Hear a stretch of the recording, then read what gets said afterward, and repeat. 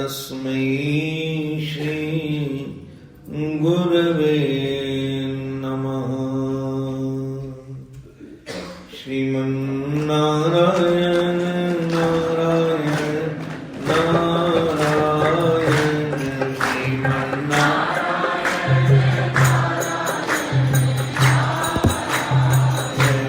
लक्ष्मी नारायण नारायण नारायण लक्ष्मी नारायण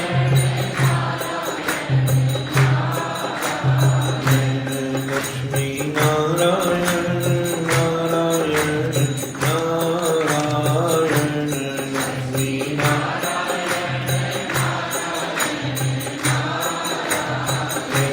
लक्ष्मी नारायण नारायण नारायण लक्ष्मी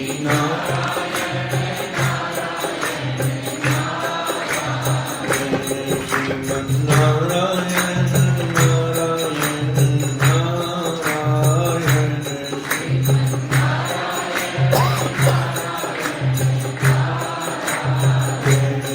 राम नारायण नारायण नारायण राम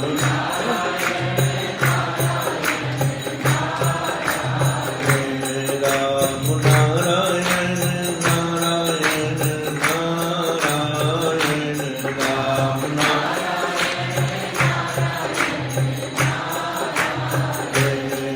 श्रीमन्नारायण नारायण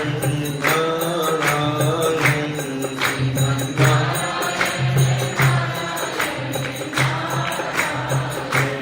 कृष्ण नारायण नारायण नारायण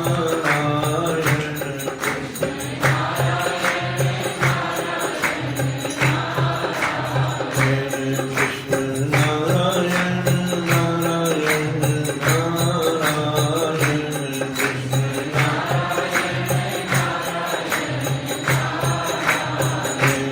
श्रीमन्नारायण नारायण नारायण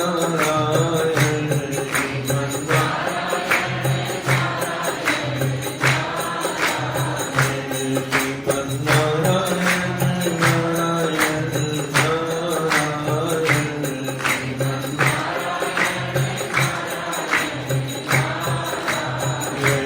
सद्गुरु नारायण नारायण नारायण सद्गुरु नारायण सद्गुरु नारायण नारायण नारायण सद्गुरु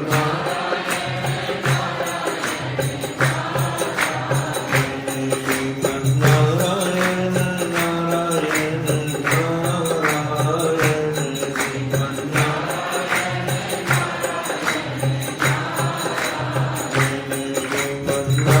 श्रीमन्नारायण नारायण नारायण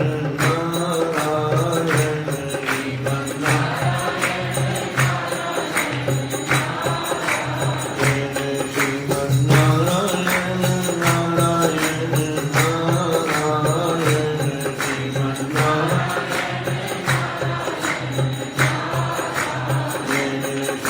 श्रीमन्नारायण नारायण नारायण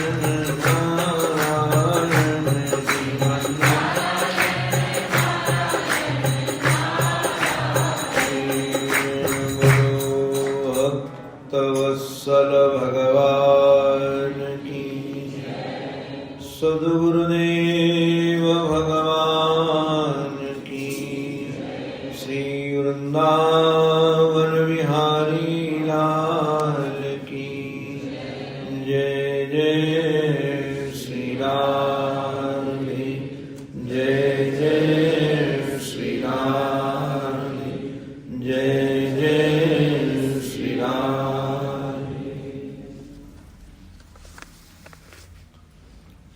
जीवन धन जीवन सर्वस्व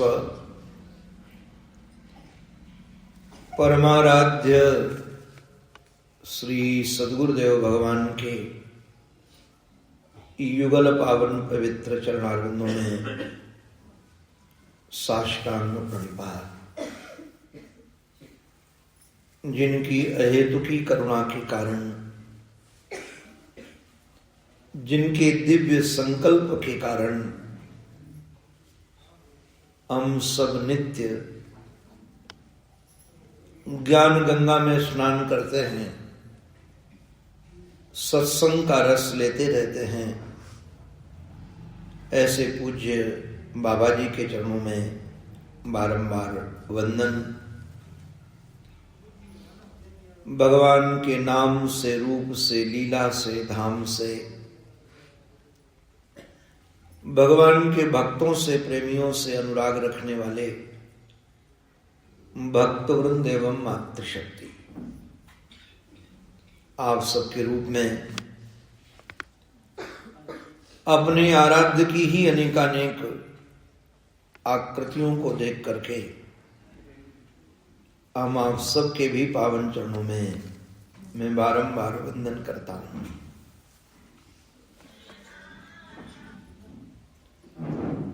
किसी महद पुरुष ने प्रश्न किया है, रोज सत्संग में आना और कम से कम 50 वर्ष तक सत्संग करने के बाद भी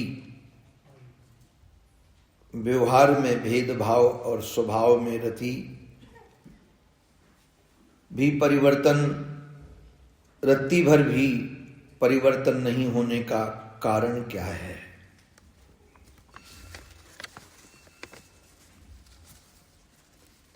निवेदन करूं आप सबसे, अध्यात्म दूसरों के लिए नहीं, अपने लिए है। ये प्रश्न यदि अपने लिए है, कई बार हम दूसरों को देखते हैं कि सत्संग में जाता है, किंतु यदि स्वभाव उसका बदल नहीं रहा है तो सत्संग दूसरों को सुधारने के लिए नहीं है। सत्संगी दूसरे का जजमेंट भी नहीं करता है। सत्संगी अपना निरीक्षण करता है। यदि ये अपना प्रश्न है, अपने लिए है, तो इसमें थोड़ा सुधार की जरूरत है। आपके घर में छोटे बच्चे होंगे, आप देखते हैं वो स्कूल जाते हैं पढ़ने में, किंतु स्कूल के आने के बाद होमवर्क करते हैं। किंतु क्या आप कभी सत्संग में जाकर आपने होमवर्क किया है? होमवर्क का अभिप्राय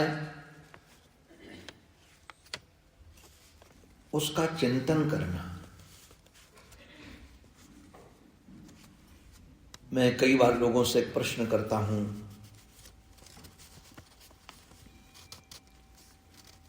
आपको कोई रोग हो जाए, भगवान न करे हो, मैं उदाहरण दे रहा हूं, आप दुनिया के सर्वश्रेष्ठ डॉक्टर से मिलो और दुनिया की सर्वश्रेष्ठ औषधि वो तुमको लिखे और वो औषधि भी आप लेकर के आ जाओ,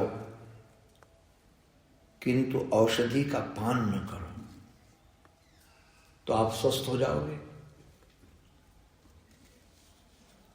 इसमें डॉक्टर का दोष है कि औषधि का दोष है?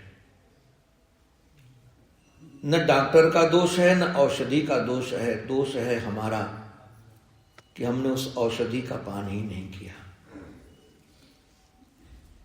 ऐसे जब हम सत्संग में जाते हैं और सत्संग में जो बात सुनाई जाती है, उस बात को हम अपने जीवन में उतारते हैं कि नहीं उतारते? और यदि आप अपने जीवन में इसको उतारते हैं तो मैं गारंटी से कह सकता हूं आपका जीवन बदलेगा। डॉक्टर को पता है कि ये औषधि इस रोग के लिए है, और यदि कई वर्षों के बाद डॉक्टर के पास रोगी जाकर यही कहे कि हम स्वस्थ नहीं हुए, तो डॉक्टर पूछेगा दवा खा रहे हो कि नहीं खा रहे हो, कि केवल तुम आ रहे हो। तब निरीक्षण करने के बाद पता चलेगा कि हम दवा नहीं खा रहे। कैसे कहें, आत्मचर्चा होगी, किंतु आप इससे सीख सको इसलिए कह रहा हूं। ये जिस परिवार में शरीर उत्पन्न हुआ, उस परिवार में सत्संग की चर्चा ही नहीं थी। परिवारी जन व्यापार और नेतागिरी में थे। मेरे यहां कोई संत नहीं आते थे, और आ भी जाए तो ये दिखाने के लिए संत आते थे कि हम संतों से भी जुड़े हैं। किंतु संतों का सत्संग करना है, ये उद्देश्य नहीं था। ईश्वर की कृपा से 11 वर्ष की उम्र में एक संत का संग मिल गया, मात्र 11 वर्ष की उम्र में। और मैं आपको क्या कहूं, मेरे चित्त में क्रोध इतना था। 11 वर्ष की उम्र तक हमने कई बार आत्महत्या करने का प्रयास किया था। आत्महत्या करने का, छोटी सी बात पर कुएं में कूद गया। घर के लोग डरते थे कि किसी दिन भी मर जाएगा। हॉस्टल में जब पढ़ने के लिए गया था, तो 1-2 वर्ष के बाद घर जाना हुआ, छुट्टियों में भी नहीं गया। तो मेरी मां ने कहा कि मैं तुमसे कुछ मांगना चाहती हूं। मुझे लगा कि यही कहेगी कि होली दिवाली छुट्टियों में घर आ जाया करो, और क्या कहेगी, तो प्रयास करके आ जाऊंगा। किंतु मां ने ये नहीं कहा कि तुम घर आ जाया करो। मां ने अपना आंचल फैला करके कहा कि तुम अपना क्रोध हमें दे दो। उसको पता था कि क्रोध की पराकाष्ठा थी। जिस पर क्रोध आता था, लगता था उसका सब कुछ बिगाड़ दे। यदि उसका न बिगाड़ पाए तो अपना बिगाड़ ले। मां को कहा मैंने क्रोध दिया, किंतु बाद में लगा कि क्रोध कोई देने की वस्तु है, कोई कहने से तो कोई क्रोध जाता है। फिर धीरे धीरे संतों का संग ऐसा मिला कि जीवन ही बदल गया। कोई हमारे परिवार की परंपरा में कथा वार्ता नहीं है। मुझे नहीं स्मरण कि हमारी 8-10 पीढ़ी तक कोई साधु बना हो, या साधुओं से कहीं दूर तक लेना देना हो। किंतु ये संग का रंग है। सोचने की शैली बदल गई, और बदली ऐसे कि जब संतों को सुनते थे ना,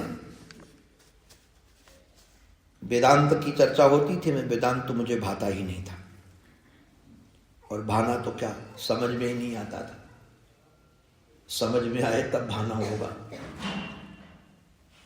महाराज जी उपनिषद की चर्चा करते थे, क्या कहें, महाराज जी मंगलाचरण करते थे गंगा किनारे बैठ करके, और मैं 9-2-11 हो जाता था, गंगा किनारे खेलता था, रेत में गड्ढा खोदना,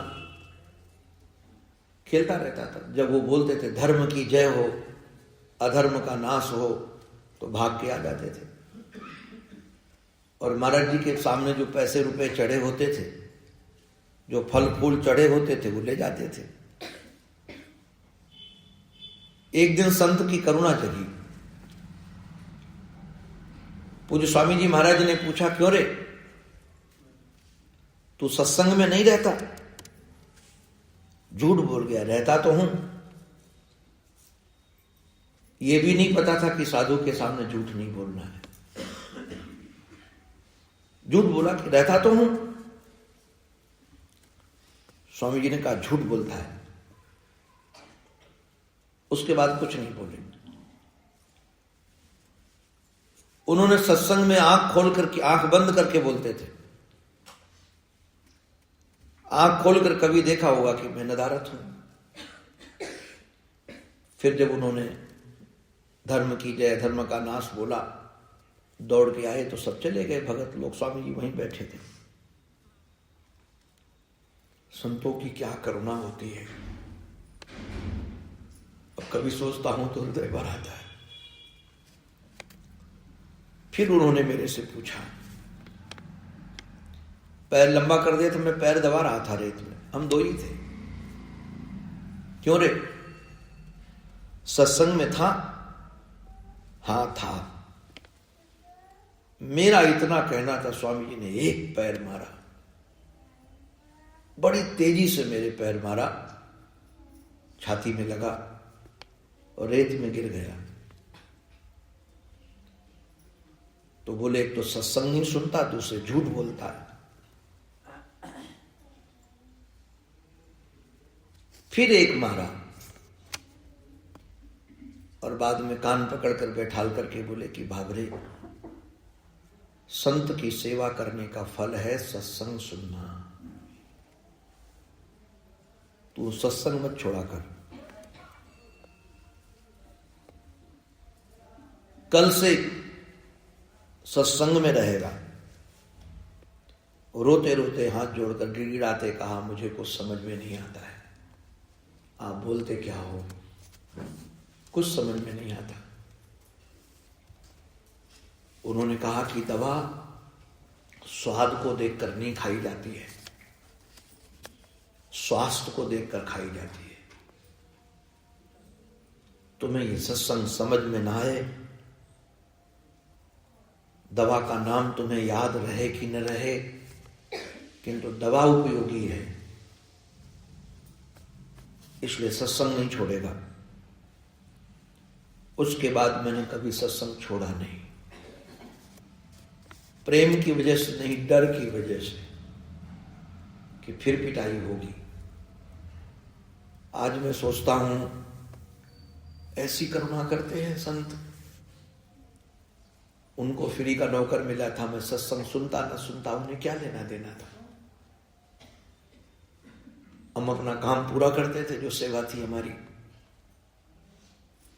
किंतु जानते थे कि इसी से इसका कल्याण होगा। और उस सत्संग ने सब कुछ बदल दिया। मुझे तो कई बार लगता है कि शायद हमारे शरीर का खून बदल गया है, सोच बदल गई। प्रज्ञा बहुत तेज थी बचपन से, किंतु प्रज्ञा को सही कामों में कभी नहीं लगाता था। स्मरण शक्ति हमारी इतनी प्रबल थी बचपन से, अभी भी है। मुझे लगता है कि जब से हमने चलना सीखा होगा, तब से हमको संपूर्ण स्मृतियां हैं हमारे मानस पटल पर। हमारी थिंकिंग बचपन में कैसी थी, आज कैसी है, इससे मुझे पूरा पता है। कैसे बदला जीवन। जीवन बदलता है, संस्कार बदलते हैं, विचार बदलते हैं। कल गोपाल भैया से चर्चा हो रही थी कुछ बाबा जी की, तो भैया ने कहा ये संकल्प है उन बाबा का कि सत्संग चले। मैं भी यही मानता हूं। अब जरा विचार करना, जिन्हें आत्म कल्याण करना होता ना, तो जिस दिन उनको यह बोध हुआ था कि जीव और ब्रह्म एक है, उस दिन दूसरे की सत्ता ही नहीं थी। किसी शिष्य की सत्ता नहीं, किसी संतान की सत्ता नहीं, किंतु उसके बाद भी कल्याण की कामना लेकर ऐसा संकल्प, ऐसी कामना। आप जरा विचार करो, हम सत्संग कर रहे हैं तो हमारे गुरुजनों को क्या लाभ मिल रहा है? नहीं करते तो उनकी हानि क्या होती? और ये महापुरुष कोई चंदा के लिए कथा नहीं करते हैं कि प्रोफेसर जैसे आए, पढ़ना चाहो तो पढ़ो, न पढ़ना चाहो न पढ़ो, उनको तो महीने में उतनी पगार मिल जाएगी। केवल विशुद्ध विशुद्ध विशुद्ध कल्याण।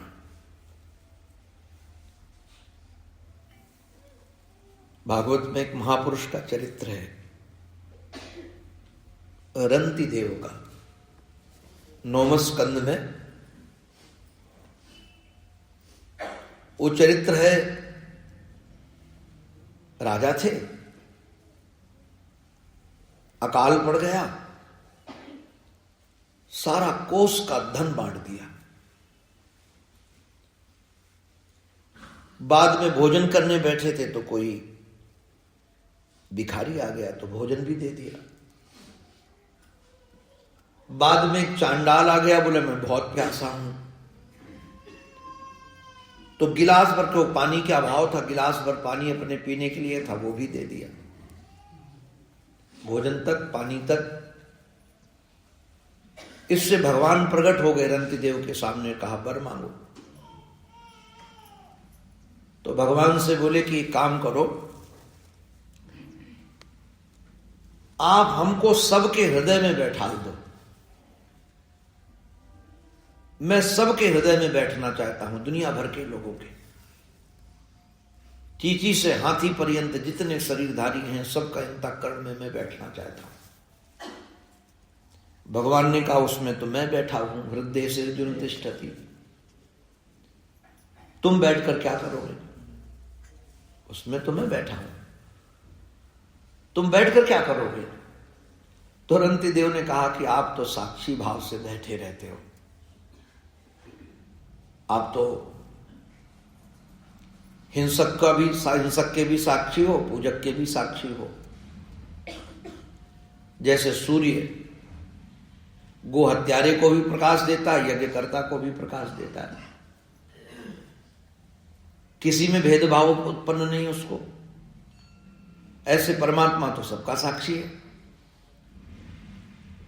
तो बोले तुम क्या करोगे बैठ करके? बोले हम बैठकर ये काम करेंगे कि दुनिया के जितने जीव हैं, अपने सुख के प्रारब्ध को तो वो सहें, किंतु उनके दुख का प्रारब्ध मैं सह लूंगा, किसी को कोई दुख ना हो। अगर कुछ देना चाहते हो तो ये दे दो कि दुनिया में सब सुखी रहे, कोई दुखी ना हो। ये गुरुजनों की मांग होती है जी। नहीं क्यों क्रोध करें, क्यों डांट मारें, क्यों उनको उपदेश दे इतने समय, सुबह से लेकर के शाम तक वो भी सोते रहे। 4 बजे से उठ करके क्यों उनके सुचिंतन हो कि वो गुरुजन जानते हैं कि बिना सत्संग से कोई सुखी बना नहीं है। तुलसीदास जी महाराज कहते बिनु सत्संग विवेक न हुई, राम कृपा बिनु सुलभ न सोई। बिना सत्संग के कभी विवेक होता नहीं है। आप बुरा मत मानिएगा, ध्यान से भी विवेक नहीं होता है, समाधि से भी विवेक नहीं होता है। ये अन्य साधन, ये पूजा पाठ से भी विवेक नहीं होता है। मैं पूजा पाठ का विरोधी नहीं हूं, अधिकार के आधार पर आप जरूर करो,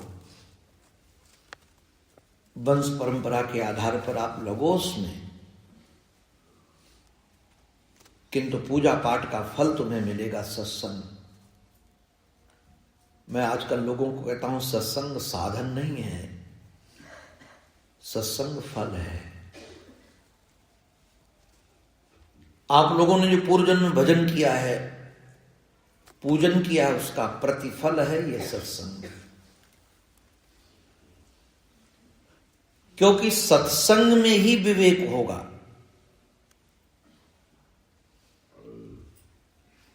और यदि विवेक नहीं जग रहा है, देखो वो पता नहीं, अब शायद होगी परंपरा, हम जब पढ़ते थे तब थी।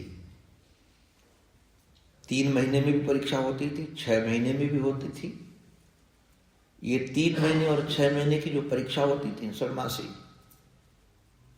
उसके नंबर लास्ट वाली परीक्षा में जुड़ते नहीं थे, जिसमें क्लास परिवर्तन होता था। तो मुझे बार बार लगता था ये 3-3 महीने में परीक्षा काहे को होती है, एक साथ हो जाए तो ठीक है। तो मैंने एक बार अध्यापक से पूछ दिया, गुरुजी इसमें काहे को समय खराब करते हैं, पहले तैयारी करते हैं फिर पेन खराब होता है उसमें, अरे लास्ट वाले परीक्षा दे ले। उन्होंने कहा ये बीच की परीक्षा इसलिए होती है कि आप अपना निरीक्षण कर सको कि हम पढ़ ठीक रहे हैं कि नहीं। और यदि 6 महीने में परीक्षा हुई, लगा कि हमारी पढ़ाई ठीक नहीं हो रही है, तो 6 महीने में कम से कम लगन से पढ़ लो। व्यवहार में जब समस्याएं आती हैं, विषमताएं आती हैं, मन के विपरीत व्यवहार आचरण सुनने देखने को मिलता है, मुझे कई बार लगता है साधकों के जीवन में ये परीक्षा का समय है। जिस सत्संग में बैठ करके हम ये कहते हैं जगत मिथ्या है, किंतु कोई हमारा चला जाए तो हम महीनों तक रोते रहते हैं, तो क्या हमने जगत मिथ्या का सत्यत्व तो अपनी बुद्धि में बैठा लाया? नहीं बैठा लाया। तो ये समस्या जब आए तो तुरंत लगे कि कहीं ना कहीं त्रुटि हो रही है, कहीं ना कहीं हमारे चिंतन में, विचार में, सत्संग में गड़बड़ी हो रही है।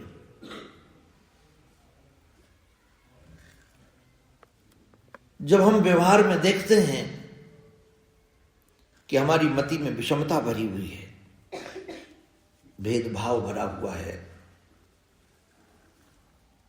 तो हमको विचार करना पड़ेगा कि सत्संग की गड़बड़ी नहीं है, ना आपकी जाने में गड़बड़ी है, इसको जीवन में उतारने में गड़बड़ी है। विवेक में 2 ही बातों की बहुत आवश्यकता है। हमारे गुरुदेव तो एक बात और कहते थे कि जहां हम गिरे हैं वहीं हम हाथ लगाकर उठेंगे। ये आपने कहानी शायद कई बार सुनी होगी, कई बार सुनी होगी। सत्संग में इस कहानी की चर्चा होती है। एक वृद्ध मां थी,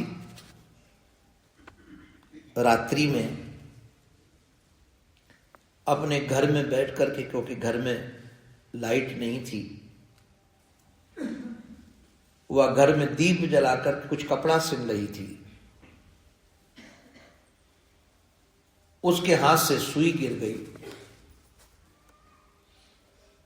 तो जैसे हाथ से सुई गिरी तो वृद्धा घर से बाहर आई और रोड लाइट में, जो खंभे में बिजली का खंभा था उसमें लाइट लगी थी, वहां वो खोज रही थी कुछ रास्ते में। तो आने जाने वाले लोगों ने पूछा कि दादी क्या खोज रही हो? बोले सुई। तो यहां सुई तुम्हारी कैसे गिर गई, क्या कर रही थी? बोले यहां थोड़ी गिरी है, वो तो घर में गिरी है, तो फिर यहां क्यों खोज रही हो? बोले घर में अंधेरा है और प्रकाश यहां है, तो प्रकाश में ही मिलेगी। उस सज्जन ने कहा कि जहां गिरी है वहीं मिलेगी, वहीं प्रकाश की जरूरत है। जहां प्रकाश पहुंच जाए वहां तुम खोजोगे तो वहां गिरी नहीं है। ध्यान रखना, हम व्यवहार में हमारी सुख शांति की सुई गिरी है, संबंधों को जोड़ने वाली सुई गिर गई है, दो को जुदा करने के बाद जो एक को मिला देने वाली सुई गिर गई है, समता की सुई गिर गई है। और हम खोज रहे हैं सत्संग में, तो सत्संग में नहीं गिरी है। सत्संग में तो समता ही नजर आएगी, प्रकाश है वहां। तो हमको अपने सत्संग का प्रकाश अपने व्यवहार तक ले जाना है। सत्संग के प्रकाश को सत्संग भवन तक मत रखो, व्यवहार तक ले जाओ। हम कई बार जब सत्संग का प्रभाव व्यवहार में देखते हैं, मुझे लगता नहीं है कि शायद घर में तुलसीराम जी ने कभी ऐसे बैठकर सत्संग ज्यादा किया होगा, किंतु उसके जीवन में सत्संग उतरा था, व्यवहार में सत्संग उतरा था। हमको सीकर से लेकर आ रहे थे, वही गाड़ी चला रहे थे। नाम इसलिए ले रहा हूं कि आपके बीच के हैं वो। हमारे जीवन में तो लोग मिलते रहते हैं ऐसे। एक व्यक्ति गाड़ी चलाने में बहुत चूक कर रहा था, स्वयं गड़बड़ कर रहा था। ये सही चल रहे थे क्योंकि मैं बगल में बैठा था, मैं देख रहा था, बहुत गलत ढंग से गाड़ी चला रहा था। और बाद में वही आकर सामने गाड़ी रोक करके खड़ा करके झगड़ने आया। तो महाराज वो उतरकर सफाई देने लगे, नहीं कि तू गलत था, तेरा ढंग गलत था। वो हाथ जोड़ करके बोले गलती हो गई। हमको आश्चर्य लगा, मैं इस व्यवहार को देखकर दंग रह गया, क्योंकि ऐसा व्यवहार हमने लाल वस्त्रों वालों में भी नहीं देखा है। ऐसा व्यवहार हम साधु वेश वालों में नहीं देखा है। वो गलत कोई करता है तो क्रोध आता ही है। मैंने बाद में पूछा कि तुलसीराम जी तुमने गलती क्यों मांगी? गलत तो वो था। तो हाथ जोड़कर बोले महाराज जी कौन गलत कौन सही, इसको क्या सिद्ध करना, इसके साथ झगड़ कर अपना समय काहे को खराब करते। आजकल जो हम राइट करके फाइट हो रही है घरों में, मैं गलत हूं, मैं लोगों को बार बार कहता हूं कि तुम अपने को सिद्ध करके भी यदि संबंधों को बिगाड़ लिए तो तुम्हारा ये सिद्ध हो जाना सही मिलेगा क्या तुम्हें? तुमने अपने को सिद्ध कर लिया कि हम बिल्कुल सही हैं, और सचमुच में तुम सही हो, राइट हो, किंतु सिद्ध करके तुमको मिला क्या? अपना प्रिय अपने से दूर हो गया। यदि आप अपने को रोक लिए तो आपका व्यवहार मधुरता की ओर बढ़ जाएगा। ये जीवन में सत्संग उतरे, वो कई बार जैसे डायबिटीज हो जाती है तो डॉक्टर लोग कहते बीच बीच में चेक करते रहो। मैं अनुभव करता हूं, जैसे डॉक्टर लोग कहते हैं वजन मत बढ़ने दो, तो जैसे हम कभी वजन निश्चित करते हैं ना, देखते नापते हैं, उसके बाद 2-4 दिन तो बड़ा असर रहता है। अब ये पकौड़ी नहीं खाएंगे, ये हलवा तो छुएंगे नहीं, वो दिमाग में 2-4 दिन असर रहता है उसका, ये गड़बड़ करता है। ऐसे ही अपने व्यवहार में देखो, नित नित देखो। एक महापुरुष कहते थे अपना नंबर मिलाओ कि हमारे जीवन में परिवर्तन हो रहा है कि नहीं हो रहा है। हम दवा खा रहे हैं डायबिटीज की, किंतु उससे डायबिटीज हमारी कम हो रही कि नहीं हो रही है, इसको पता तो लगाना पड़ेगा। और यदि नहीं कम हो रही है तो की तो औषधि बदलनी पड़ेगी, नहीं तो परहेज पर ध्यान रखना पड़ेगा। जैसे ये शारीरिक रोग है वैसे मानसिक रोग भी है। इसलिए अपना नंबर मिलाएं और परिवर्तन होता ही है, ऐसे दृढ़ भाव से भरकर सत्संग की ओर अग्रसित रहे। दूसरा प्रश्न इनका है, सत्संग से जीवन में कैसे बदलाव आए,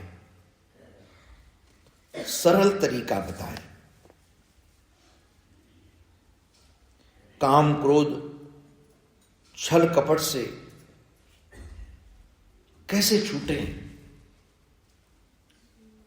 देखो ध्यान रखना, एक तो बहुत सरल तरीके के चक्कर में पड़ो मत। हमारे आराध्य गुरुदेव एक संत के पास गए, बोले भगवत प्राप्ति कैसे होगी। तो उन्होंने नियम बता दिए, आराधना बता दी। तो हाथ जोड़ करके बोले ये तो बहुत कठिन है, कोई सरल बताओ।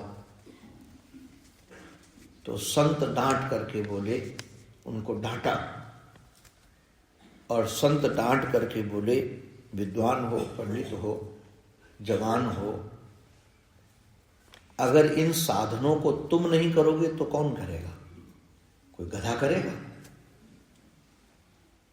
अब आप सब सोचो कि सरल से सरल साधन बताओ। तो ये जो साधनों का शास्त्र में वर्णन है, फिर साधनों को करेगा कौन? हमको 50 साल से सत्संग मिल रहा है भगवान की कृपा से,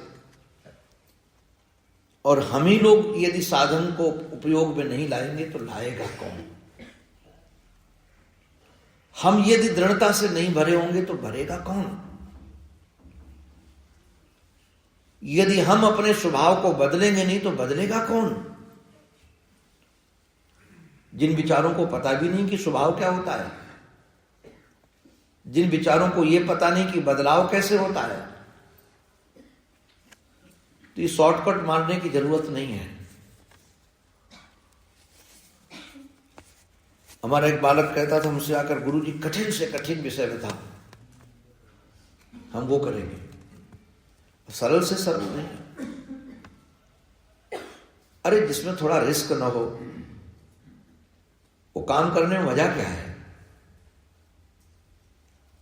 इसलिए घबराने की जरूरत नहीं कि सरल से सरल साधन मिले।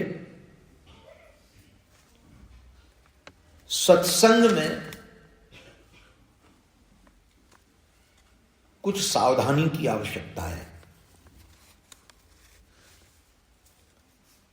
सावधानी की आवश्यकता यह है, एक तो दूसरों को बदलने के लिए प्रयास मत करो, अपने को परिवर्तन करने का प्रयास करो। दूसरों पर ध्यान मत दो, वो क्या करता है, वो क्या बोलता है, वो कहां जाता है, वो किससे मिलता है। और लोक कल्याण के भी आप कामना मत करो। ये जो समाज सुधारक लोक कल्याण करने के लिए निकलते हैं, पहले अपना कल्याण करो, बाद में लोक कल्याण करना। अब एक विद्वान हमसे कुछ पूछ रहे थे एक दिन, तो मैंने कहा ये तुम्हारा प्रश्न है? बोले नहीं, हम सब के कल्याण के लिए प्रश्न कर रहे हैं। तो हमने कहा सब लोगों ने तुमको मिलकर मुखिया बनाया है। भाई सब लोगों ने कहा है कि हमारी तरफ से तुम प्रश्न करो। बोले नहीं, हमने कहा कि तुमको प्रश्न का उत्तर पता है, लोगों ने तुमको नियुक्त नहीं किया है, तो प्रश्न पूछना क्यों है? ये सत्संग में सबसे बड़ी बात गड़बड़ी पता है क्या होती है? ये व्यवहारिक स्थिति से बोल रहा हूं मैं। हम दूसरों को देखते हैं, वो क्या करते हैं, गजब होता है जी। हमारे पास में एक बहुत अच्छा व्यक्ति बंगलौर में आया, बोला मैंने ब्याह नहीं किया है, पढ़ा लिखा हूं, किंतु मैं वेटर का काम करता हूं, होटल में सफाई करता हूं, प्लेटें उठाता हूं। तो हमने कहा ये क्यों करते हो? पैसे के लिए। हमने कहा पैसा क्यों कमाते हो? भोजन कपड़े के लिए, निवास के लिए। तो हमने कहा यदि मैं तुमको ये फ्री में देने लगूं तो बोले फिर मैं आपकी सेवा करूंगा। ब्याह किया नहीं। हमने कहा चलो आ जाओ वृंदावन। वृंदावन आकर उसने 10-12 साल बहुत प्रेम से सेवा की, बहुत ईमानदारी से सेवा की, और बहुत ईमानदार था। ईमानदार है, ईमानदारी की कमी नहीं थी उसके। निष्प्रिय था, मुझसे कुछ चाहता भी नहीं था। मैंने कई बार देने का प्रयास किया, कहता मेरे पास है। किंतु हमारे नृत्य गोपाल मंदिर में एक बालक सेवा करता था, उसने कहा मुझे संन्यास लेना है। नौकर था, पैसे से पगार से काम करता था। मैंने कहा तुम यदि सत्संग में बढ़ना चाहते हो तो बहुत खुशी की नौकरी छोड़कर आ जाओ, आश्रम में नहीं। मैंने जैसे उसको लाल वस्त्र दिया, हमारे सेवक में ऐसा परिवर्तन हुआ, उसने काम छोड़ दिया। क्यों काम छोड़ दिया, क्यों सेवा छोड़ दी? बोले वो नौकरी करता, लाल कपड़ा मिल गया तो उसकी तो पूजापा होने लगा, और हम तो दिन भर पोछे में लगे रहते। हमको बड़ा अलग आश्चर्य लगा कि उससे इसका चित्त कैसे बदल गया। बहुत समझाने का प्रयास किया, किंतु मेरी वाणी उसको असर नहीं की, उसका दृश्य उसको असर कर गया। मैंने दृष्टांत अभी है, वो हमने निकाला नहीं, उसको निकालूंगा भी नहीं। वो जब तक जीवन है तब तक हमारे पास रहेगा। और जैसे महाराज उसने सेवा छोड़ी, उसका दिल बदल गया। वो कभी किसी की चर्चा नहीं करता था, केवल भजन में रहता था। दूसरों की चर्चा करने लगा, भटकने लगा। फिर मुझे दया लगी, हमने उसको बैठाकर फिर बहुत प्यार से, हृदय से लगाकर समझाया कि तुम दूसरों को देखकर अपना जीवन मत बदलो। ध्यान रखिएगा, दवा बहुत कीमती है, इसलिए हमको स्वास्थ्य लाभ देगी, ये भी भावना मत रखो। सस्ती से सस्ती दवा भी तुम्हारे काम आ सकती है, बताई गई वैद्य के द्वारा, डॉक्टर के द्वारा हो। आप कीमत देखकर दवा खाओगे तो रोगी और हो जाओगे। आपको कीमत देखकर दवा नहीं खानी। आप लोगों को आश्चर्य लगेगा, हमको एक बार भ्रांति हो गई। ये हम इसलिए उदाहरण दे रहे हैं कि आपको लाभ हो इससे। हमको भ्रांति हो गई कि मेरा एक कान खराब हो गया, क्योंकि हमको माइक की बड़ी तकलीफ होती है और हमको दोनों कानों में बराबर आवाज चाहिए। एक में आवाज मिले, एक में न मिले तो हमारा संतुलन नहीं बनता। तो हमको इस तरफ कान में सुनाई कम पड़ने लगा। ऐसा लगता था कि कान में सुनाई कम पड़ता है। तो बंबई के प्रसिद्ध डॉक्टर की समय लिया गया, प्रसिद्ध डॉक्टर, और हमको लगता है आने जाने का किराया, दिखाने का लगभग 30-40 हजार रुपया लग गया। बम्बई जाकर डॉक्टर को दिखाना, मिलना उससे, उसकी फीस देना, उसका समय मिलना बहुत मुश्किल था। उसने जांच करके कहा कि गुरुजी आपको कोई बीमारी नहीं है, तुमको जब ऐसा महसूस हुआ करे तो एक दवा लिख दी, ये दवा डाल दिया करो। जब वो दवा लेने के लेकर के सज्जन आए जो हमको दिखाने गए थे, उस दवा की कीमत थी 13 रुपए। उस दवा की कीमत कितनी? 13 रुपए। अभी 8-10 साल में 18 ही हुई है उस शीशी की। तो मैं हंसता था कि इतना खर्चा लगा और दवा मिली 13 रुपए की। अब हम ये सोचते कि इतनी सस्ती दवा हमारा काम करने वाली नहीं है, तो हम क्या स्वस्थ हो जाते। कई बार सत्संग में साधन बहुत छोटे होते हैं। अब हम किसी को कह दें कि अगर अपना व्यवहार बदलना चाहते हो, अंतःकरण बदलना चाहते हो, तो सत्संग भवन में रोज पोछा लगाओ, और रोज पोछा लगाओ, आपका दिल बदल जाएगा। तो आपको लगेगा मैं सेठ पोछा लगाऊंगा। अरे कोई मुझे बड़ा साधन बताओ, कोई बड़ा साधन बताओ। अरे छोटा साधन ही तुम्हारे व्यवहार को बदल देगा। ये बड़ा साधन की जरूरत नहीं है तुम्हारे लिए।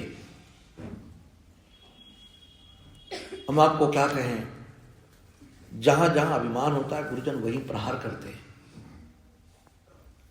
अपने गुरुजी की सेवा में था तो अभिमान था कि मैं पढ़ा लिखा हूं, ब्राह्मण हूं, इसका भी अभिमान था। तो गुरुजी के पास कोई भी आता था, कोई सेठ आए, बड़ा बूढ़ा आए, तो मुझे आज्ञा होती थी कुर्सी लाओ। तो मैं सोचता था इन सेठों को कुर्सी डालने के लिए बाबा जी बनाऊं। ये सेठ आएंगे और मैं इनको कुर्सी डाल डाल के बैठा लूंगा, मैं नहीं बैठा लूंगा। तो जैसे गुरुजी कहते थे कुर्सी लाओ, तो गुरुजी का सेवक था, नौकर, उसका नाम था रामकिशन। मैं कहता था रामकिशन कुर्सी लाओ, तो रामकिशन कुर्सी डाल देता था। एक दिन गुरुजी ने कहा कि मैंने तुम्हारे लिए कहा है, तुमको कुर्सी डालनी है, उसको नहीं बताना है। मैंने सोचा ये तो पीछे ही पड़ गए, सेठों की गुलामी करवा के ही मानेंगे, ये सेठों की सेवा ही करवाएंगे स्थानीयों की हमसे। अब मैं कुर्सी उठा के डालूं, जब वो निकल जाए तो मैं कुर्सी उठा के रखूं। मुझे लगता था अरे मैंने दर्शन शास्त्र में पीएचडी की है, इसीलिए की है। मैं पढ़ा लिखा व्यक्ति हूं, इसीलिए हूं। ये सेठों सिठानों की गुलामी करने के लिए। फिर सोचता था गुरुजी नाराज हो जाएंगे, और कह सकता नहीं था कि क्यों करवाते हो। फिर एक दिन बड़े प्रेम से उनको बोले, कहा आचार्य जी, अकेले में थे, आचार्य जी मैं जानबूझ के सेठों की कुर्सियां उठवाता हूं कि तुमको जो अभिमान है ना जाति का, विद्या का, ध्यान रखना ये वैदुष्य तुम्हारे शरीर का है, आत्मा का नहीं है। ये जाति तुम्हारे शरीर से जुड़ी है, तुम शरीर नहीं हो, आत्मा हो। किंतु जब तक ये अभिमान नहीं मिटेगा तब तक काम नहीं बनेगा।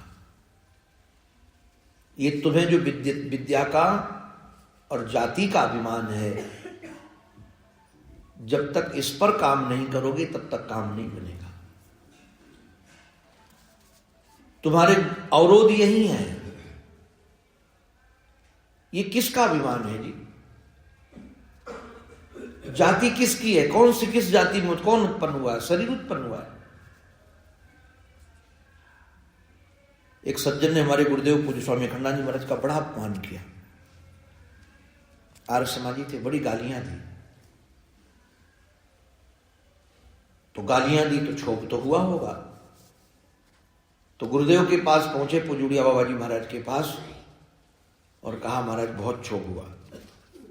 तो बाबा ने हंस करके कहा, उनका नाम लेकर के, बोले एक बात बताओ, कचड़े घर में यदि जाके कोई बैठ जाए और उसके ऊपर कोई कचरा डाल जाए तो डालने वाले का दोष है कि बैठने वाले का दोष है? अब भाई कचरा घर में तो कचड़े डाला जाएगा, तो उन्होंने कहा कि कचड़े घर में बैठने वाले का है। बोले शरीर तो कचड़ा ही है, इसमें मैं बुद्धि करके बैठोगे तो तुम्हारे ऊपर लोग डालेंगे क्या? यही डालेंगे। अरे कचड़े घर में कभी फूल डाले जाते हैं उतरे हुए देवताओं के, और कभी कचरा डाला जाता है। तो इस शरीर में बैठोगे तो कभी प्रशंसा के फूल भी डाले जाएंगे और घर की निकली हुई धूल भी डाली जाएगी। इससे ऊपर उठना है। केवल रट्टू तोता बनने के लिए सत्संग नहीं है ना। सत्संग विवेक प्रधान होता है। इसलिए तुलसीदास जी महाराज ने कहा, बिनु सत्संग विवेक न होई। ये 50 साल तक जो हमें सत्संग मिल रहा है, इसमें तो राम कृपा तो जरूर है, किंतु अपने ऊपर अपनी कृपा नहीं है। सारी कृपाएं व्यर्थ हो जाएगी। ईश कृपा, शास्त्र कृपा, गुरु कृपा और अपने ऊपर अपनी कृपा। देखो भाई, ईश्वर की कृपा है कि हमको मनुष्य शरीर मिल गया है, ये ईश कृपा है। और एक निवेदन आप सबको और भी कर दूं, कृपा की प्रतीक्षा नहीं करनी है कि कब कृपा होगी। कृपा की समीक्षा करनी है। कृपा होगी नहीं, हो रही है। कोई ऐसा विशेष काल आएगा जब कृपा होगी। ईश्वर की ऐसा नहीं जी। ईश्वर की कृपा का सबसे बड़ा प्रतिफल है यह मनुष्य शरीर। इससे बड़ी कृपा और क्या होगी? इससे बड़ी कृपा क्या होगी? अभी हमारे पास एक बालक आया, डॉक्टर था, अपने पिता से बहुत परेशान था और पिता की बहुत शिकायतें लेके आया था। पिता उसके सत्संगी थे। तो हमने कहा, किस विषय में डॉक्टर हो? कहा, दांत का डॉक्टर हूं। ये दांत के डॉक्टर बनने में तुमको कितना खर्चा लगा होगा? बोला, जोड़ा तो नहीं। हमने कहा, डॉक्टर के स्कूल में गए होगे तो वहां भी घूस तो देनी पड़ी होगी। बोले, हाँ, 50,000 रुपया दिया था वहां, बाद में हमको 25 लाख भी देने पड़े एक जगह। तो हमने कहा, वाह जी, ये तुमने कमाए थे 25 लाख? बोले, नहीं तो किसने कमाए थे? बोले, पिता ने। हमने कहा, आज तक तुम यहां तक पहुंचे, अपना खर्चा किस कमाई से चलाते हो? बोले, पिता की कमाई से चलाता था, अब अपने से चलाता हूं। तो हमने कहा, शिकायत किस बात की है? बोले, पापा के पास पैसा बहुत है किंतु हमको नहीं दे रहे। हमने कहा, मूर्ख कहीं के, इतना दिया है, अब क्या प्राण लेगा उनके? तेरे को डॉक्टर बना दिया है उन्होंने, अब तो उनकी सेवा करना प्रारंभ कर। उन्होंने लगा, बोले, ऐसे तो हमने कभी सोचे नहीं था। हमने कहा, अभी से जा तू और पापा के पास क्या क्या कमी है बता, पता लगा। तो बोले, पापा के पास एक गाड़ी नहीं है और ड्राइवर नहीं है, वो जाना चाहते कहीं तो जा नहीं पाते। हमने कहा, बिना शर्त के उनको एक गाड़ी दे और ड्राइवर दरवाजे पर खड़ा कर दे, दरवाजे की गाड़ी की पूरी खर्चा तू देगा और ड्राइवर का खर्चा भी तू देगा, ड्राइवर भी रखेगा अपने पास, गाड़ी वहां रहेगी, और गाड़ी तेरी पत्नी, कोई बुलाएगा नहीं। बोले महाराज जी खर्चा तो बहुत ज्यादा है। हमने कहा क्या खर्चा है, कर तो सही। महाराज ऐसे किया तो पिता बहुत रोए। बोले इसने कभी हमारे ऊपर खर्चा नहीं किया था, और आपको होता है 5 साल जिए, 5 साल, ज्यादा जिए नहीं। 5 साल में उसने ऐसा दिल जीता कि पिताजी जो किसी दूसरे को देना चाहते थे, करीब 60 करोड़ की प्रॉपर्टी उसको दे गए। व्यवहार बदलो, हमारी दृष्टि अपकार पर न हो, उपकार पर हो। हम लोग ये देखते हैं कि ये नहीं मिला है, देखना ये चाहिए कि उसने दिया क्या है हमको। हम उल्टी दृष्टि से सोचते हैं कि हमारा ये अधिकार है। तुम ये सोचो कि हमारा अधिकार क्या है, हमारा कर्तव्य क्या है। आप अपने अधिकार के लिए मत लड़ो, आप अपने कर्तव्य के लिए लड़ो। जिस दिन आप कर्तव्य के लिए लड़ने लगोगे, तुम्हारा अधिकार तुम्हारे पीछे भागेगा। एक लौकिक बात कह रहा हूं ये, और सत्संग की दृष्टि तो नारायण ऐसी है कि केवल केवल केवल उस पर विचार करो। आप विचार करो कि विवेक जैसे जगेगा ना आपको, तो आप देखेंगे सारा संसार रसीला लगेगा, सारा संसार रसीला लगेगा, क्योंकि सच में रसीला है ही। ये नासमझों के लिए संसार दुख रूप है, समझदारों के लिए तो ये संसार परमात्मा का रूप है। और जैसे आप परमात्मा का रूप देखना प्रारंभ करोगे, तो इसमें सुधार की जरूरत नहीं है, इसमें बदलने की जरूरत नहीं है। आप परमात्मा से प्रेम करोगे तो परमात्मा को बदलोगे नहीं, आप परमात्मा के लिए अपने को बदलोगे। आज समस्या यह है कि हम दूसरों को बदलना चाहते हैं। वो बदल जाए, वो बदल जाए, वो बदल जाए, वो ऐसा व्यवहार करे, वो ऐसा व्यवहार करे। दूसरों को बदलने का प्रयास करने की आवश्यकता नहीं है, आप अपने को बदलो। जिससे प्रेम करते हैं उसकी खुशी के लिए अपने को बदल दो। आप लोगों की सबकी अनुभूति होगी, जो बड़े बूढ़े हैं।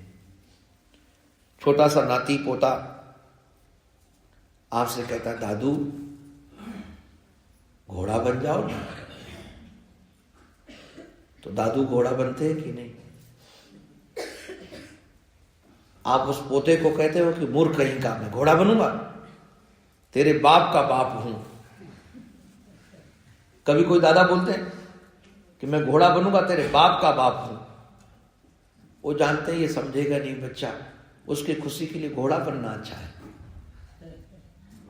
आप देखेंगे उस घोड़ा बन, आप कोई घोड़ा नहीं बन गए,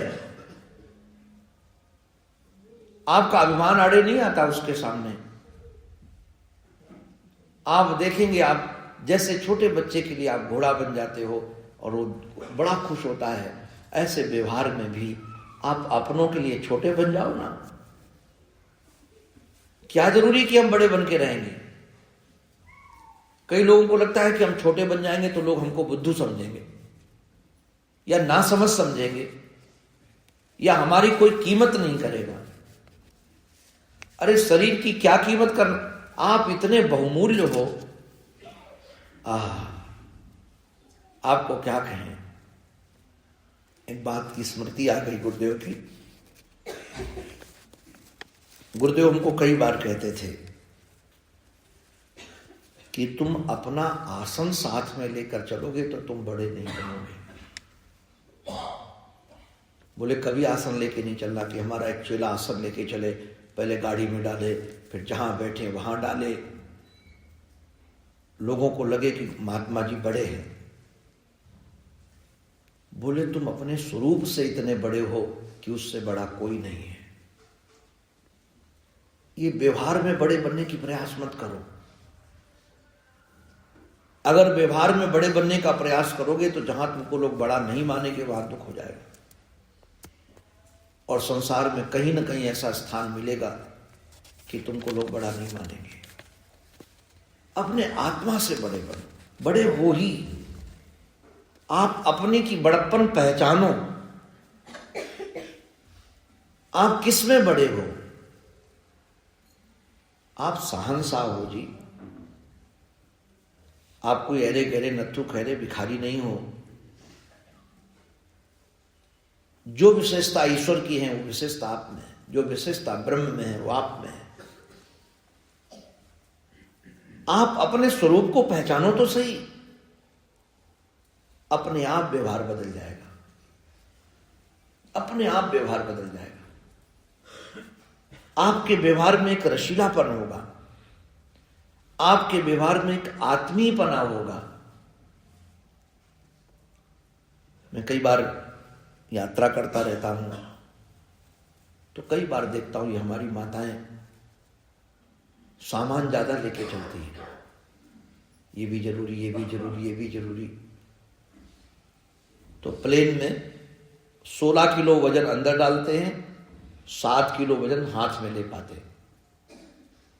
अगर इससे ज्यादा वजन आप रखोगे तो उसका प्रति किलो के आधार पर आपको पैसा भरना पड़ेगा, और कई बार इतना पैसा हो जाता है कि टिकट से ज्यादा हो जाता है।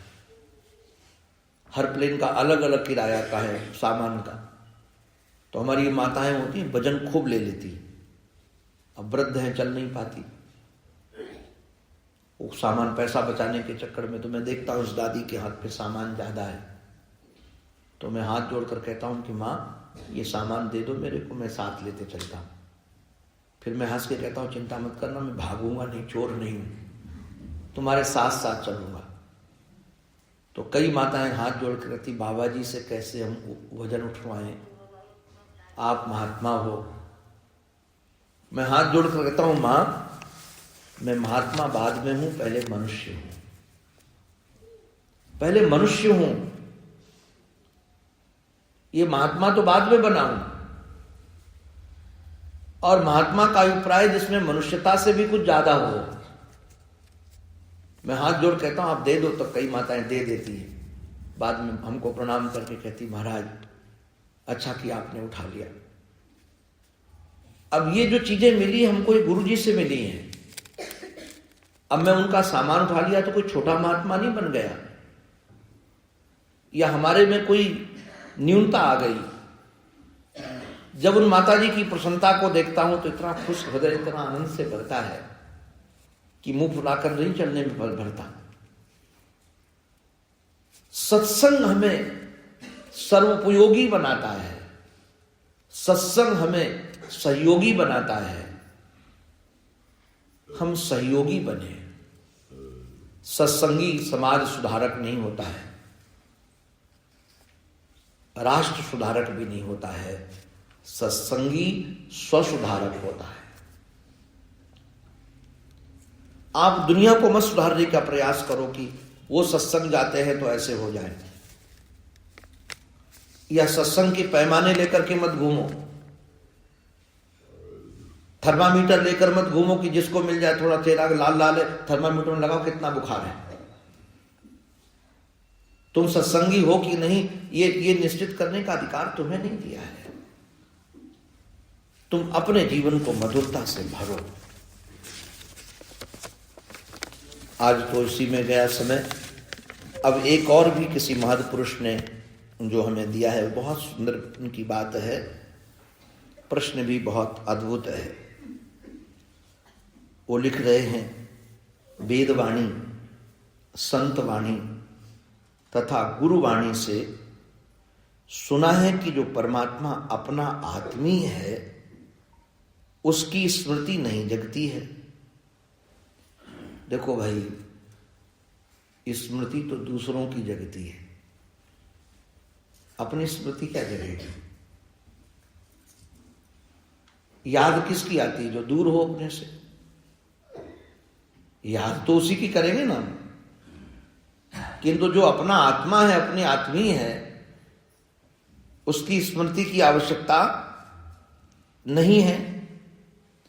जो सत्य, जो तत्व हमारा जीवन है, जिसके बिना जी नहीं सकते, उसी से दूरी एवं भेद भासता है। क्या यह दुर्भाग्य है? भेद भासता है, आपका प्रश्न में ही उत्तर है। भेद भासता है किंतु है नहीं। भेद भासता है किंतु है नहीं। और भेद भासने का दुर्भाग्य क्या कहें, ये तो अविद्या के कारण है। अच्छा, जरा विचार करो, कभी आपको कई बार होगा न हुआ हो तो उदाहरण अन्य देख लेना। रस्सी में सर्प दिखता है, अभी बीच बीच में हमको होता उसका कोई इलाज नहीं है, कोई इलाज है ही नहीं। यहां भी 2 दिन हुआ तो फिर कल औषधि मंगाई। सुबह सुबह सोकर जगते हैं तो दीवार में हमको छत में की दृष्टि जाए तो उसमें चींटियां दिखती हैं, और इतनी चींटियां दिखती कि पूरी छत चींटी से भरी है। जब पहली बार भ्रांति हुई ना हमको ये, तो मुझे लगा इतनी चींटियां कहां से आ गई। बाद में ध्यान दिया कि शौच आदि करने गए तो लौट के आए तो एक भी चींटी नहीं थी। हमने कहा इतनी जल्दी गायब कहां से हो गई। वो दृष्टि दोष था। बाद में डॉक्टरों से पता चला ये रोग है। उन्होंने कहा जब तक चींटी दिखते रहे तब तक डरने की जरूरत नहीं है। जब काले पीले धब्बे दिखने लगे, पीले लाल धब्बे दिखने लगे, तब समझना खतरा है। मैंने इसको भारत में नहीं, विदेश में भी, लंदन में भी दिखाया। इसका इलाज नहीं है, कोई इलाज ही नहीं है। अब मंद अंधकार में यदि रज्जू में आपको सर्प दिखने लगे तो एक बार यदि आपको देखो, ध्यान रखना, ये पुनः मैं निवेदन कर रहा हूं। संसार में जो इस प्रकार के दृश्य हैं वो दृष्टि दोष से, इंद्रिय दोष से दिखेंगे। ऐसा नहीं है कि ज्ञान हो जाने के बाद आपको ये भ्रांति नहीं होगी। ज्ञान हो जाने के बाद भी, अच्छा जरा रज्जू में सर्प दिख रहा है किंतु सर्प नहीं है, ये आपको जानकारी हो गई तो भय नहीं होगा, किंतु भ्रांति बढ़ेगी। उसके परिणाम का भय काट लेगा, ये भय नहीं होगा। इसके काटने से हम मर जाएंगे, ये भय नहीं होगा। किंतु मंद अंधकार में सर्प दिख रहा है तो दिखेगा तो सर्प ही। जब पूर्ण प्रकाश होगा तब आपको न सर्प दिखेगा, केवल तब रस्सी दिखेगी। ये भ्रांति मिट जाती है। किंतु दृश्य, अब देखिए ध्यान रखना, जैसे सभी जीवों के अंदर एक ही आत्मा भाषित हो रहा है। हाथी के अंदर, चींटी के अंदर, आप सब के अंदर, और आत्मा में अभेद है, भेद है नहीं। और ऐसा मत समझना आप लोग, कहीं भ्रांत में मत पड़ जाना कि हाथी की आत्मा बड़ी होगी और चींटी की आत्मा छोटी होगी। आत्मा आत्मा है, उसमें छोटी बड़ी होने की गुंजाइश भी नहीं है। और यह भी मत समझना कि हमारी जो छोटा बच्चा है उसकी आत्मा छोटी है, बड़े की बड़ी है, या ज्ञानी की आत्मा बड़ी होगी और अज्ञानी की आत्मा छोटी है, यह भी नहीं है। आत्मा आत्मा है, आत्मा में अभेद है, भेद नहीं है। किंतु ये जो बहिरंग भेद है, जो व्यवहार में भेद है, वो तो भेद दिखेगा ही। पिता पिता के रूप में दिखेगा, माँ माँ के रूप में दिखेगी।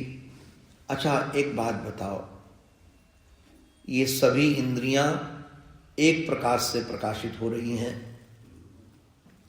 किंतु ज्ञान हो जाने के बाद क्या रोटी कान में डालोगे कि नाक में डालोगे? या आंख की गोलक में डालोगे? रोटी का ग्रास जहां ले जाना है वही डालोगे। भले एक प्रकार से प्रकाशित हो रही हैं कि तो तत्त इंद्री का काम तत्त इंद्री के द्वारा ही होगा, इंद्रियों में परिवर्तन नहीं हो जाएगा। आप ये मत समझना कि ज्ञान हो जाएगा तो कान भोजन करने लगेगा और मुख सुनने लगेगा। ये ज्ञान में कोई ऐसा भ्रांति नहीं पाल लेना, ये भ्रांति ही है। बस ये होगा कि आपको निश्चित रूप से भय आदि नहीं होगा। इसलिए यहां शब्द जो है दूरी एवं भेद भासता है नहीं। प्रश्न है केवल भासता है, और भासना तो रहेगा। और इसमें कोई दुर्भाग्य नहीं है कि हमारा कोई पाप उदित हो गया इसलिए ऐसा हो रहा है। ये सहज प्रकृति है इसकी, इसको पाप पुण्य से जोड़ने की जरूरत बिल्कुल नहीं है। जिस प्रतीति की महाराज प्राप्ति घोर श्रम साध्य है, ये श्रम साध्य क्यों है? अरे नारायण, कर्म त्याग से ही आत्मलाभ होता है। इसको थोड़ा सावधानी से सुनिएगा। पूज्य शरणानंद जी महाराज, हमने दर्शन तो नहीं किए, भगवत कृपा से पूज्य राम सुखदास जी महाराज लगभग हमको 14-15 साल की उम्र में मिले। कोई मित्र संत हमारे ले गए थे, साथ पढ़ते थे, हमारे से उम्र में बड़े थे वो। गीता भवन नंबर 3 में नीचे की कुटिया में वो रहते थे संत, परम वैष्णव थे। तो मेरे से बोले कि चलो तुम्हें राम सुखदास जी महाराज से मिलाते हैं। मैं मिलने गया तो महाराज जी बड़े छोटे से स्थान पर एक कमरे में बैठे थे। मुझे पता भी नहीं था कि इतने बड़े संत हैं ये। सामान्य गेरुआ वस्त्र, और जैसे हमको उन्होंने कह दिया कि प्रणाम नहीं करना, महाराज जी प्रणाम नहीं करवाते। हमारा स्वभाव था किसी संत को देखे तो सर झुका दे। तो उन्होंने कहा कि उनको प्रणाम नहीं करना, वो फिर भोजन नहीं करेंगे। मैं गया तो बैठ गया तो महाराज जी ने पूछा कि बटुक कहाँ से आए हो? मैंने पूज्य स्वामी जी का नाम बताया। बड़े प्रसन्न हुए और बोले आते रहा करो। फिर जब मौका मिलता था मैं स्वामी जी के पास पहुंच जाता था। स्वामी जी ने एक दिन करुणा करके, एक डॉक्टर थे उनके पास में आए हुए थे, उनको कहा कि इनको पूज्य स्वामी शरणानंद जी महाराज का साहित्य देना। तो उन्होंने कहा कल आना। तो मैं फिर पहुंचा तो पूज्य महाराज जी ने अपने हाथ से हमको शरणानंद जी महाराज का साहित्य दिया। और महाराज जी ने कहा कि ये जिनका साहित्य है वो हमारे गुरु हैं, तुम इसको जरूर पढ़ना। किंतु उसमें कहानी तो कोई थी नहीं, कोई दृष्टांत भी नहीं, केवल दर्शन छोटे छोटे वाक्यों में। मैं समझ नहीं पाया, मैंने रख दिया सब ग्रंथ। स्वामी जी ने 2-4 बार पूछा तो मैं कहा कि मैं पढ़ाई करता हूं कैलाश आश्रम में, मुझे समय नहीं मिला, मुझे समझ में नहीं आता था। बाद में जब मैं वृंदावन में दर्शन शास्त्र पढ़ रहा था तो एक दिन स्वामी जी की कोई याद आई तो मैं वो ग्रंथ पढ़ने लगा। तो स्वामी शरणानंद जी महाराज ने, स्वामी शरणानंद जी महाराज की वाणी वेद वाणी है। वो महाराज जी उसमें संस्कृत के वाक्य नहीं लिखते हैं, भारी भरकम शब्द भी नहीं लिखते हैं कि कोई बहुत श्लोक का प्रमाण हो, कोई भारी भरकम वाक्य हो, छोटे छोटे वाक्य। किंतु छोटे छोटे वाक्य भी वो बड़े क्रांतिकारी हैं। तो मैं निवेदन यही कर रहा था आप सबको कि ये जो घोर उनका एक वाक्य है कि ये जो आत्म प्राप्ति के लिए हम श्रम मानते हैं, परिश्रम मानते हैं, सत साधन संपत्ति मानते हैं। ज्ञान प्राप्ति के लिए वो कहते थे कुछ की जरूरत नहीं है, केवल कर्म त्याग की जरूरत है। अच्छा भाई, अपने से कोई दूर हो तो उसको चलकर पाया जा सकता है। अब मानो कोई वस्तु यदि ऋषिकेश में हो तो यहां से आप पहुंच जाओ, वहां पालो। अपने से अतिरिक्त हो तो उसको पाने के लिए आप यज्ञ कर लो, अमुक कर लो, जप कर लो, बहुत साधन है। किंतु आपको अपने आपा को पाने के लिए कौन सा पुरुषार्थ करना है? इसमें मुझे एक बहुत अच्छा दृष्टांत स्मरण में आ रहा है, जो मैं आपको दे रहा हूं। सहंसा राम तीर्थ प्रोफेसर थे मैथ के, बड़े अद्भुत महापुरुष। एक बार वो उत्तराखंड में गए तो एक गांव में एक लोग यज्ञ कर रहे थे, उसमें बलि आदि की व्यवस्था थी। तो रामतीर्थ ने गांव वालों से पूछ लिया कि क्यों बलि कर रहे हो, इतनी सामग्री, सब यज्ञ आदि। तो गांव वालों ने कहा कि महाराज, एक देवता है जो इस गुफा में रहता है जहां यज्ञ हो रही थी। वो कभी कभी नाराज हो जाता है तो हमारे पशुओं को ले जाता है, नाराज हो जाता है तो यहां बच्चों को उठा ले जाता है, मनुष्यों को उठा ले जाता है। मिलते नहीं लोग, तो उसकी प्रसन्नता के लिए हम लोग यज्ञ कर रहे हैं। तो सहंसा राम तीर्थ ने समझ लिया कि ऐसा कोई देवता तो है नहीं जो उठा ले जाता हो पशुओं को। इन लोगों को भ्रांति है, लगता है इसमें कोई जानवर है जो हिंसक जानवर है। उन्होंने कहा कि यज्ञ तो बाद में करना, आप मेरे साथ चलो और सब लोग मसाल जगाओ। हम लोग पहले दर्शन करेंगे उस देवता के, और दर्शन करके फिर हम यज्ञ आदि में प्रवृत्त होंगे। बोले महाराज नहीं, वो देवता बड़ा खतरनाक है, मार सकता है। उन्होंने कहा तुम सावधान रहो, हम चलेंगे पहले। और चल करके महाराज गए तो उसके अंदर देवता क्या था? बाघ था। बाघ ही पशुओं को मार देता था। जलती हुई महाराज आग को देखा तो निकलकर भाग गया। सब पीछे पड़े, दौड़कर मार दिया उसको। अब उसको यज्ञ करने की जरूरत पड़ी, कौन सा पुरुषार्थ करने की जरूरत पड़ी? केवल पहचानने की जरूरत पड़ी कि है क्या।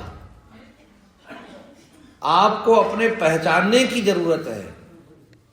ध्यान रखिएगा, एक बार सत्संग के प्रकाश में, गुरु के साक्षित्व में, ये ज्ञान का प्रकाश जला करके आप अपने को पहचानो। ये महाराज घोर असाध्य नहीं है,